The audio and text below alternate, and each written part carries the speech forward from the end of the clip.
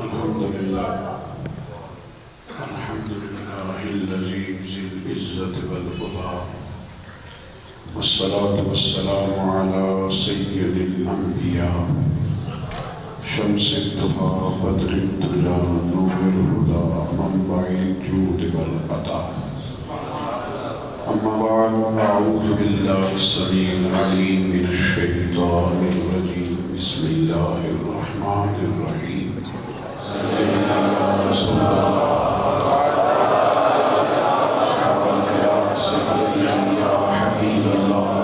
الصلاة والسلام عليك يا سيدي يا نبي الله وعلى آلك وأصحابك يا حبيب الله. تشریف اللہ تعالیٰ خیر فرمائے. روشی پڑھیں سارے حضرات. روشی پڑھیں. الصلاة والسلام عليك يا سيدي يا نبي الله وعلى آلك وأصحابك يا سيدي يا رحمة للعالمين. اللهم صل على سيدنا ومولانا محمد معدن الجود والکرم وآلہ وصحبہ وبارک وسلم. تمام تعریفیں حمد و ثنا اللہ تعالیٰ جل مجدہ الکریم کے لیے. ہر قسم کے درود و سلام نبی رحمت سید عالم آقا کل ختم رسول دانا سبل احمد مجتبی جناب حضرت محمد مصطفیٰ صلی اللہ تعالیٰ علیہ وسلم کی ذات والا ذکات کے لیے حمد و صلات کے بعد محفل میلاد مصطفیٰ صلی اللہ علیہ وسلم کے عنوان سے سجی ہوئی اس خوبصورت بزم میں میں اور آپ حاضر ہیں. یہ دعا فرمایا کریں کہ اللہ تعالیٰ دین کے کاموں میں ہمیں اخلاص کی توفیق عطا فرمائے. اللہ تعالیٰ ہر نیاکاری سے، ہر بناوٹ سے، ذاتی شہرت سے، ذاتی مفادات سے ہمیں محفوظ فرمائے. دوستو، معاشرے کے اندر جس چیز نے لوگوں کو بہت زیادہ بے چین اور بے قرار کیا ہے وہ ہے مایوسی. بڑی جلدی لوگ مایوس ہو جاتے ہیں، کمزور پڑ جاتے ہیں، کمزور گفتگو کرنے لگتے ہیں. اللہ تعالیٰ نے میرے اور آپ کے نبی کریم صلی اللہ علیہ وسلم کی جو صفتیں اور جو شانیں بیان کی ہیں ان میں ایک شان ہے حضور کا بشیر ہونا. اس کا معنی یہ ہے کہ میرے نبی پاک علیہ السلام دنیا میں خوشخبریاں سنانے کے لیے حضور نے ڈر بھی سنایا ہے، ڈرنا نہیں چاہیے. حضرت عبداللہ بن مسعود رضی اللہ تعالیٰ عنہ فرمایا کرتے تھے کہ زیادہ باتیں کرنے والا عالم نہیں ہوتا، اللہ سے زیادہ ڈرنے والا عالم ہوتا. دلیل یہ ہے کہ انما یخشی اللہ من عبادہ العلماء. اللہ فرماتا ہے کہ اللہ کے بندوں میں سے جو عالم ہیں وہ اللہ سے ڈرتے ہیں. اللہ سے ڈرنا چاہیے. نبی پاک صلی اللہ علیہ وسلم نے فرمایا کہ میں تم سب سے زیادہ اپنے رب کو جانتا ہوں اور میں تم سب سے زیادہ اس سے ڈرتا ہوں. علم آدمی کو بے باک نہیں کرتا، علم تو اسے حدود و قیود کا پابند کرتا ہے.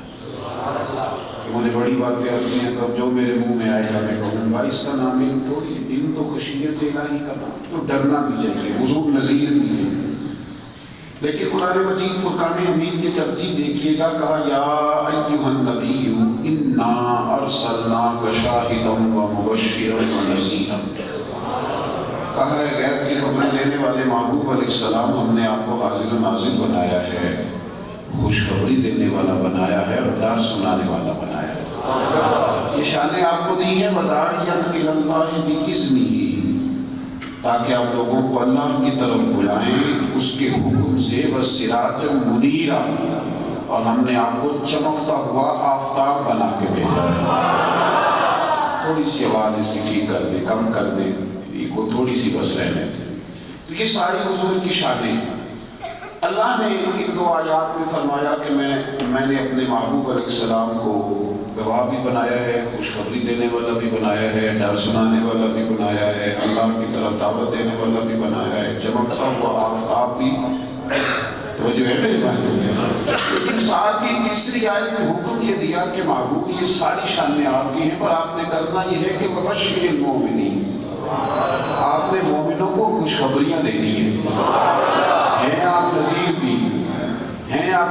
بھی، لیکن آگے کہا کہ محبوب یہ کام بھی آپ کریں گے، لیکن جو زیادہ کرنا ہے نا وہ یہ ہے کہ وَبَشِّرِ الْمُؤْمِنِينَ بِأَنَّ لَهُم مِّنَ اللَّهِ فَضْلًا كَبِيرًا، محبوب مومنوں کو خوشخبری دے دیں کہ ان پر ان کے رب کا بڑا ہی فضل ہے، ان پر ان کے رب کا بڑا ہی فضل۔ یہاں نہ لوگ مایوسی پھیلاتے ہیں۔ ایک بڑا اچھا کالم نویس ہے پاکستان کا، بڑا اچھا لکھتے ہیں وہ، میں انہیں بڑے زمانے سے پڑھتا چلا آ رہا ہوں۔ ایک دن مجھے ان کی ایک بات اچھی نہ لگی، پھر میں نے انہیں پیغام بھی دیا، میں نے کہا کہ آپ یہ ہم بھول گئے ہیں، مہربانی فرمائیں رجوع کر لیں۔ رجوع کا معنی یہ ہوتا ہے کہ سجدہ صاف کر لیں، ٹھیک کر لیں اپنے آپ کو، توبہ کر لیں۔ یہ درست نہیں کہا، سے مایوسی پھیل گئی۔ انہوں نے مثال دی، کہنے لگے کہ ایک گاؤں میں ایک چودھری صاحب انتقال کر گئے تھے۔ ایک بوڑھی عورت کا پوتا اس سے پوچھ رہا تھا کہ اماں یہ تو انتقال کر گیا تو اب چودھری کون بنے گا؟ تو دادی کہنے لگی کہ بیٹا چودھری کا بیٹا چودھری بنے گا۔ تو اس نے کہا اگر وہ انتقال کر گیا تو اس نے کہا پھر اس کا بیٹا بنے گا۔ تو کہا اگر وہ بھی انتقال کر گیا تو اس نے کہا کہ پھر اس کا۔ جب بچے نے سوال بڑھا دیے تو دادی نے بات ختم کی، کہنے لگی بیٹا سارا گاؤں بھی مر جائے تو چودھری نہیں بن سکتا۔ تو یہ انہوں نے مثال دے کے کہا کہ یہاں کچھ خاندانوں کی حکومت ہے، کچھ لوگ ایسے ہیں جو قابض ہو گیا، کچھ نہیں ہو سکتا۔ تو میں نے انہیں کہا نہیں، مجھے نہیں آپ کی مثال بتانا چاہیے، میں اس سے اتفاق نہیں کرتا۔ میں نے تو غریبوں کے بچے چودھری بنے ہوئے دیکھے، میں نے تو دیکھے، میں نے دیکھا ہے کہ جو بہت بڑا چودھری کہلاتا تھا، اگر اس کے بچے نے تعلیم حاصل نہیں کی اور ایک کانسٹیبل بھرتی ہو گیا کسی ادارے میں، لیکن اسی محلے کے غریب کے بچے نے اگر M.Com اچھے نمبروں میں پاس کیا تو وہ اسی ادارے میں مینیجر لگ گیا۔ تو میں نے تو دیکھا ہے کہ چودھری کا بچہ گند لے کے دروازے پہ کھڑا ہے اور غریب کا بچہ آفیسر بن کے اندر بیٹھا ہوا ہے۔ تو یہ تو آپ نے غلط مثال دی۔ آپ تو لوگوں کو کہیں کہ میاں اگر کسی نے کچھ بننا ہے تو اس نے اپنی قابلیت کی وجہ سے بننا ہے، اپنی محنت کی وجہ سے بننا ہے۔ رب کریم تو کافر کی محنت بھی ضائع نہیں کرتا۔ اس اصول کا پتہ ہے آپ کو؟ یہ تو نہیں نہ ہو سکتا کہ کافر جائے محنت کرنے، روزی کمانے، جدوجہد کرے تو اللہ اس کا کاروبار نہ چلنے دے۔ نبی پاک علیہ السلام نے فرمایا کہ اگر اس دنیا کے مال کی قدر اللہ کی نظر میں مچھر کے پر کے برابر بھی ہوتی تو کافر کو تو گھونٹ پانی کا بھی نہ ملتا۔ تو جو کوشش کرے گا وہ آگے بڑھے۔ مایوسیاں پھیلائی جاتی ہیں لوگوں کے اندر، طرح طرح کی باتیں چھوڑی جاتی ہیں۔ جو بچہ بیچارہ BA میں پڑھتا ہے تو اس کو کئی دیہاتی لوگ مشورہ دیتے ہیں، کہتے ہیں یار کیا کرے گا پڑھ لیں گے، نوکری تو ملتی کوئی نہیں، تو آرام سے دکان پہ آ جاتا۔ تو میرا سوال ہے کہ کیا انسان صرف نوکری حاصل کرنے کے لیے تعلیم حاصل کرتا ہے؟ علم کا معنی تو جاننے کے لیے۔ پڑھا لکھا آدمی تو کاروبار بھی کرتا ہے تو صحیح کر کے کرتا ہے، لیکن ہم مایوسی پھیلاتے ہیں، پریشان کرتے ہیں۔ بیمار کی کوئی تیمارداری کرنے چلا جاتا ہے تو اسے فوراً ہی سارا کوئی یاد آ جاتا، وہ کہتا ہو کتنا مضبوط چہرہ تھا تو گوشت کو بالکل ختم ہو گیا، ہڈیاں رہ گئی، اوہو کل تک آپ دوڑتے تھے، اب کے بھئی آپ یہ بتائیں کہ آپ تیمارداری کرنے آئے کہ سامنے والے کو قتل کرنے آئے؟ آپ مہربانی فرمائیں، حوصلہ دیں، آپ اسے توانائی دیں، آپ اس کو دعا دیں، اس طرح کے جملے۔ اور پھر کچھ تو ایسے بھی تیمارداری کرتے جاتے ہیں، اللہ خیر فرمائے، جو نسخہ بھی ساتھ ہی لے کر جاتا ہے، اور پھر اللہ خیر کرے بتا کے نہیں آتے، بلکہ اس کو کہتے ہیں کہ چونکہ میں نے کہہ دیا ہے اب تمہیں کرنا ہے۔ کئی کہتے ہیں کہ یہ ابھی میں نے بالکل نسخہ تیار ہے، آپ اس طرح کریں کہ ابھی کسی کو بھیجے پنساری کے پاس، وہ ابھی لے کے آئے میرے سامنے کھائے۔ او بھائی خدا کے بندے ذرا ٹھہر جا، اس سے پوچھ تو لے۔ جب اسپیشلسٹ ڈاکٹر کے پاس انسان جاتا ہے نا تو ڈاکٹر پہلے پوچھتا ہے کہ آپ کو شوگر تو نہیں، پوچھتا ہے نا نہیں، بولیے، پھر وہ بلڈ پریشر چیک کرتے ہیں اسی وقت، کوئی وزن کا تقاضا کرتے ہیں کہ آپ کا کتنا ہے، وہ ساری چیزیں پہلے ساتھ نوٹ کریں گے، اس کے مطابق نسخہ بنائیں گے۔ لیکن یہ جو صاحب نسخہ لے کے آئے نا، انہوں نے کوئی شے بھی نہیں پوچھی، انہوں نے فرض بھی، اور آپ جو سامنے بیٹھے وہ مربت میں بیچارہ کیا کہے گا کہ میں نے کھانا نہیں تیرا نسخہ۔ اور کئی دفعہ تو آپ کو ہوتا ہے تعلق بھی خراب ہو جاتا ہے، بات نہ مانے، مشکلات ہوتی ہیں۔ حضرت سیری سکتی رحمۃ اللہ علیہ تشریف فرماتے تو ایک آدمی تیمارداری کرنے آیا تھا تو وہ جا ہی نہیں رہا تھا، تو حضور نے فرمایا کہ بہترین تیمارداری یہ ہے کہ تم فٹافٹ بتا لو اور واپس چلے جاؤ، افضل العیادت سرعۃ القیام، بہترین تیمارداری تھوڑا قیام کرنا، جلدی چلے جانا۔ تو سردی کا موسم تھا، دروازہ کھول گیا تو حضرت سیری سکتی رحمۃ اللہ علیہ سے وہ کہنے لگا حضور اگر اجازت ہے تو دروازہ بند کر دوں؟ تو آپ فرمانے لگے کر دو میرے بھائی، لیکن مہربانی کر کے نا باہر سے بند کرنا، یعنی تشریف لے جاؤ اور دروازہ نا باہر سے، مایوسی نہ پھیلا۔ ہم نے نا بوڑھے لوگ بیمار ہو جاتے ہیں نا، ان کو تو بالکل سائڈ لائن کر دیا جاتا ہے، اور ایسے بھی بوڑھے ہیں جو بیچارے موت کا انتظار کرتے ہیں، ان کے بچے کہتے ہیں ابا جی اب تو دوائی کھانی ہے تو آپ نے چلنا ہے، یعنی آپ یہ لفظ ہی نہیں ادا کر دیں کہ آپ ٹھیک ہو جائیں گے۔ ہم انہیں بالکل ان کی چارپائی ذرا سائڈ پہ لگائی جاتی ہے اور ہر آنے والے کو بتایا جاتا ہے کہ ابا جی کے گھٹنوں میں درد ہے لہٰذا وہ اے سی میں نہیں سوتے۔ تو میں کہتا ہوں کہ یہ ابا جی کو بتانے ہوگا، آپ نہ بتاؤ، یہ کسی مشورے میں شامل نہیں کیا جاتا، کوئی ان سے بات نہیں کی جاتی، کوئی اس قسم کا رویہ نہیں رکھا جاتا کہ وہ اپنے آپ کو زندگی میں نہ ریٹائر ہو کے تو انسان پریشان ہو جاتا۔ نبی کریم علیہ السلام ایسا نہیں کرتے تھے، حضور خوشخبریاں دینے آئے، آپ میری بات پہ توجہ رکھیں، بڑی مہربانی، میں ذرا چونکہ زیادہ سادہ آدمی ہوں نہیں تو میں تو سبق ہی پڑھنے پڑھانے کا قائل ہوں، تو چلے اللہ تعالیٰ آپ کو جزائے خیر عطا فرمائے۔ زیادہ لمبی تقریر میں کیا نہیں کرتا، میری رائے یہ ہے کہ بات اتنی بہتر ہوتی ہے جو تھوڑی ہو، جامع ہو اور اثر ذرا زیادہ کرے۔ آپ تھوڑی توجہ رکھیں میری بات پر، میں کچھ عرض کرنے جا رہا ہوں آپ سے۔ حضرت سعد بن ابی وقاص رضی اللہ تعالیٰ عنہ بیمار ہو گئے، یہ مسند امام احمد بن حنبل میں موجود ہے۔ حضرت ابو ہریرہ رضی اللہ تعالیٰ عنہ راوی ہے، کہتے ہیں وہ اتنے بیمار ہوئے کہ انہوں نے ایک شخص کے ہاتھ پیغام بھیجا، انہوں نے کہا کہ میری جرت تو نہیں لیکن محبوب کریم علیہ السلام کی بارگاہ میں عرض کر دینا کہ اگر کبھی زیارت ہو جائے نا، میں کہہ تو نہیں سکتا کہ حضور آ کے مل جائیں، لیکن زیارت ہو جائے نا تو شاید میرا دنیا سے جانا بھی آسان ہو جائے۔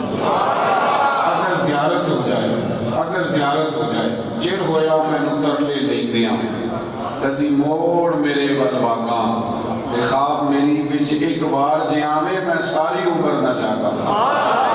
اگر زیارت ہو جائے تو بات بڑھ جائے، اگر زیارت ہو جائے۔ نبی کریم صلی اللہ علیہ وسلم کو جب خبر ملی تو حضور تشریف لے گئے۔ حضرت سعد بن ابی وقاص بڑے شدید بیمار تھے، ایک بیٹی تھی، عرض کی یا رسول اللہ صلی اللہ علیہ وسلم میری ایک ہی بیٹی ہے، میرا دل کرتا ہے کہ ساری جائیداد اللہ کے راستے میں دے دوں۔ حضور نے فرمایا نہیں بھائی، 3 حصے اپنی بیٹی کو دے، 4تھا حصہ اللہ کے راستے میں دینا۔ حضرت ابی بن کعب نے بھی کہا تھا یا رسول اللہ دل کرتا ہے ساری جائیداد دے دوں، فرمایا نہ بھائی، 3 حصے گھر والوں کو، 1 حصہ اللہ کے راستے میں۔ حضرت ابو لبابہ نے بھی کہا یا رسول اللہ صلی اللہ علیہ وسلم دل کرتا ہے ساری دے دوں، حضور نے فرمایا نہ بھائی، 3 حصے بچوں کے، 4تھا حصہ اللہ رسول کے راستے میں جو دینا چاہے، ورنہ تو سال کے بعد زکوٰۃ 2.5%، وہ بھی مال نصاب پر، اگر کچھ سارا دینا چاہے تو 4تھا حصہ۔ 3 میں نے حوالے پیش کیے ہیں کہ حضور نے منع کر دیا۔ ایک بندہ ایسا ہے جن کا نام ابو بکر صدیق ہے، جو سارا مال لے کے آیا تو حضور نے یہ نہیں فرمایا کہ تو اس طرح کر 4تھا حصہ دے جا، 3 لے جا، فرمایا تیرا سارا ہی قبول ہے، ان کو نہیں منع فرمایا۔ اور بڑے شاندار لفظ ہیں، یہ لفظ اتنے شاندار ہیں کہ شاید اس سے زیادہ اور شاندار لفظ اس عنوان پر نہ مل سکے۔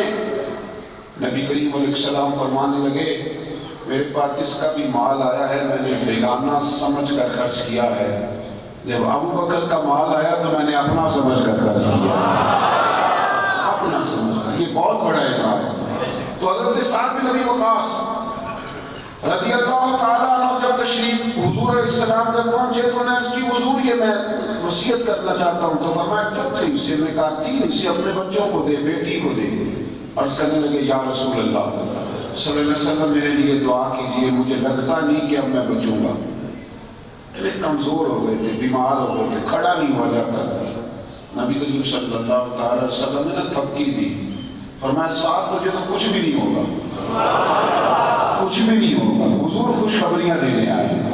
تجھے کچھ بھی نہیں ہوگا. کس نے کہا کہ تو اس بیماری سے جائے؟ تجھے کچھ بھی نہیں ہوگا. اور کیا خوبصورت لفظ ہیں. نبی کریم فرمانے لگے ابھی تو تیری وجہ سے اللہ کفر کا نقصان کرے گا اور اسلام کا فائدہ کرے گا. ابھی تو صرف سالار بن کے لڑنا ہے, میدانوں میں جانا ہے, کچھ بھی نہیں ہوگا. کس نے دیکھا شفا ہو جائے. حضرت سعد بن ابی وقاص کہتے ہیں ظہر کی نماز کے بعد حضور میری تیمارداری کر کے گئے اور عصر کی نماز جا کے میں نے مسجد نبوی میں ادا کی. خود میں چل کے گیا.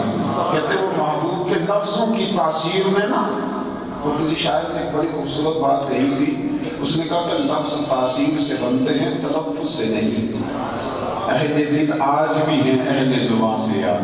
اہل دل آج بھی ہیں اہل زبان سے دعا دے تو کسی کو تسلی دے. تو لفظوں کی عبارت کرتے ہیں. نبی پاک صلی اللہ علیہ وسلم تو فرماتے ہیں کہ مجھے رب نے اختیار دیا تھا کہ میں چاہوں تو نبی اور بادشاہ بن جاؤں.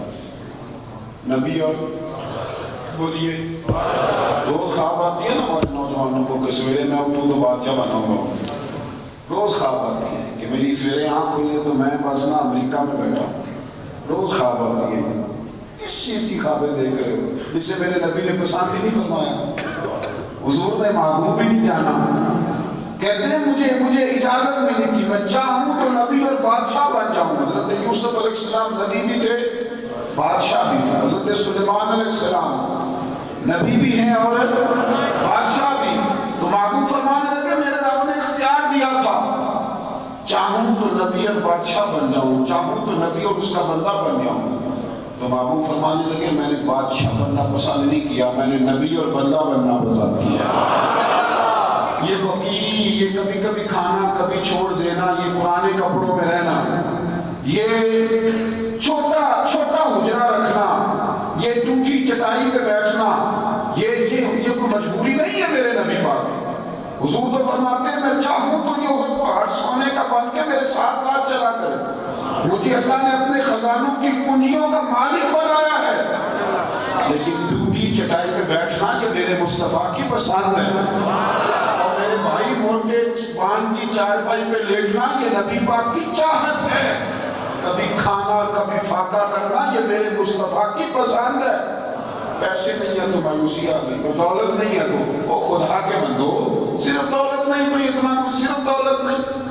ان لوگوں کے تو قریب دولت آتی تھی یہ پھٹکنے نہیں دیتے تھے, کہتے لے جاؤ ضرورت نہیں, حاجت نہیں, دولت لے جاتے تھے. خودداری کے ساتھ وقار کے ساتھ. دنیا میں سب سے امیر بندہ وہ ہوتا ہے جس کو اپنی غریبی کے اندر بھی مطمئن رہنے کا طریقہ آ جاتا ہے, جو قناعت پسند ہوتا ہے. قناعت جو کسی کا مہر دیکھ کے کبھی پریشان نہیں ہوتا, کسی کی گاڑی اس پر کوئی اثر نہیں کرتی, کسی کا بنگلہ اسے کبھی تکلیف نہیں دیتا, کسی کا بہت اونچا مہر اسے کبھی پریشان نہیں کرتا. وہ انسان ہوتا ہے جو توانا ہوتا ہے, جو تک حضرت عمر فاروق کے پوتے ہیں حضرت سالم بن عبداللہ بن عمر. امام ابو نعیم نے لکھا ہے کہ یہ نا طواف کعبہ کر رہے تھے. تو جب یہ طواف کرتے کرتے انسان چکر پورے کرتا ہے نا سال, 8واں استلام کر کے نا تو مقام منتظم پہ آئے, وہاں دعا کرنے لگے. فارغ ہوئے تو ان کے پیچھے مکے کا گورنر سمجھ لیں, مکے کا امیر کھڑا تھا. تو آپ کو سلام لے کے نا تو فوراً کہنے لگا حضرت صاحب کو حکم ہو تو بتائیے گا. آپ کو پتہ نہیں لوگوں کا خیال ہوتا ہے کہ ہم نے ہر آدمی کو کچھ نہ کچھ دے کے قریب کر لینا. یہ بڑے رویے ہوتے ہیں. ساری مسجدیں بھی الیکشن کی دنوں میں یاد آتی ہے کون کون سی بننے والی ہے ساری. اور یہ لوگ نہیں بولے والے, بولے والے وہ ہیں بیچارے جو ان کے دعوے فریب میں آ جاتے ہیں, وہ بولے والے. اب نہیں لسٹ بنے گی کہ کس کے بچے اسکول سے باہر ہیں. اب آپ کو شناختی کارڈ بنانا ہوگا تو دقت ہوگی, لیکن الیکشن کے دنوں میں کوئی دقت ہے. امام باقر سے کسی نے کہا تھا کہ فلاں آدمی عہدہ لینے سے پہلے ٹھیک تھا بدل گیا. فرمانے لگے نہیں, وہ عہدہ لینے کے لیے بدلا ہوا تھا, اب تو اپنی اصلیت پہ آ گیا. اب اصل پہ اب آیا ہے, بدلا ہوا تھا اس وقت, اب تو اصل حالت پہ آیا. حضرت سالم بن عبداللہ طواف کر رہے تھے, تو طواف کرتے کرتے نا جب آئے نا مقام منتظم پہ تو بادشاہ آیا، کہنے لگا حضور کوئی حکم تو کریں، ناراض نہ ہونا مجھ سے، لیکن میں نا اپنے آپ سے کبھی کبھی مخاطب ہوتا ہوں، میں بھی چھوٹا سا پیر مولوی ہوں، لیکن میں سمجھتا ہوں کہ یعنی مکے جا کے بھی بندہ یہ خواہش کرے کہ کوئی 4 درجن کیلے لے ہی آئے، مدینے جا کے انسان کی یہ خواہش ہو کہ چل کو مل ہی جائے جو مفت میں سواری کرا دے۔ اعلیٰ حضرت فاضل بریلوی رحمۃ اللہ علیہ دکان پہ تیل لینے گئے، اعلیٰ حضرت خود گئے تیل لینے، یعنی اتنا بڑا امام یہاں نہیں، اور بڑا مشکل ہو گیا ہے پیر ہو کے مولوی ہو کے اپنے گھر کا شاپر اٹھائے سبزی والا، یہ اتنا مشکل، خود تیل لینے گئے، سرسوں کا تیل لیا، تو آپ نے اس کو کہا کتنے پیسے لو گے؟ اس نے بھارتی کہنے لگا جی ویسے تو 5 آنے کی ہے، آپ ہمارے عالم ہیں، آپ 3 آنے دے دیں۔ تو اعلیٰ حضرت نے پورے 5 دیے، فرمایا تو سارے رکھ، میں اپنا علم 2 آنے کا نہیں بیچا کرتا، اور مت ہے اہل دول رضا، بڑے اس بلا میں میری بلا، میں تو گلا ہوں اپنے قریب کا، میرا دین پار آئے نہیں۔ وہ کہنے لگا حضرت سالم بن عبداللہ سے، حضرت صاحب کوئی حکم ہو تو بتائیں۔ آپ فرمانے لگے یار تجھے کس نے گورنر بنایا؟ تو بڑا بیوقوف آدمی ہے، کس نے تجھے امیر بنا؟ کہنے لگا جناب کیا ہوا؟ فرمانے لگے بیت اللہ میں آ کے، اللہ کے گھر میں آ کے، خانہ کعبہ کے سامنے کھڑے ہو کے بھی میں دنیا داروں سے مانگوں گا۔ تو نے میرے پیوند لگے کپڑے دیکھے ہیں تو پریشان ہو گیا۔ فرمانے لگے یہ کپڑے میرے نبی پاک کی پسند ہے، یہ میرے دادا کی پسند ہے، تو کہتا ہے حکم، چل دوڑ جا، اللہ کے گھر کے سامنے آ کے بھی میں لوگوں سے مانگوں۔ وہ بڑا پریشان ہوا، کہتا پہلی دفعہ کو بندہ ملا تھا جس نے مجھے پسینے میں ڈال دیا، پہلی دفعہ کو شخص ملا، نکل کے نا وہاں سے باہر گئے حضرت سالم بن عبداللہ، اس طرح آج لوگ باب عبدالعزیز سے، باب فہد سے باہر نکلتے تو بادشاہ پھر سامنے کھڑا تھا، کہنے لگا حضور اب تو بیت اللہ سامنے نہیں، ابھی کچھ سوال کر رہے ہیں۔ آپ فرمانے لگے تو نہیں باز آتا تو جب بتا، پھر تجھ سے دین مانگوں کہ دنیا مانگوں؟ بول کیا مانگوں؟ کہنے لگا حضور دین تو آپ کے پاس ہی ہے، میں تو دنیا دار، دنیا کے چند روپے ہی دے سکتا ہوں۔ تو حضرت رخ پھیر کے چل دیے، فرمانے لگے جا اپنا کام کر، دنیا تو میں نے اس سے کبھی نہیں مانگی جس نے دنیا بنائی ہے، میں تو اس سے بھی اس کا فضل ہی مانگتا رہتا ہوں۔ کہہ رہا وہ بھائی گردن کو جھکا دیتا ہے خیرات کا پتھر، جہاں میں مانگنے والوں کے سر کبھی اونچے نہیں ہوتے۔ تم مایوس ہو گیا، صرف دولت نہیں تیرے پاس، صرف پیسے نہیں، یاد رکھنا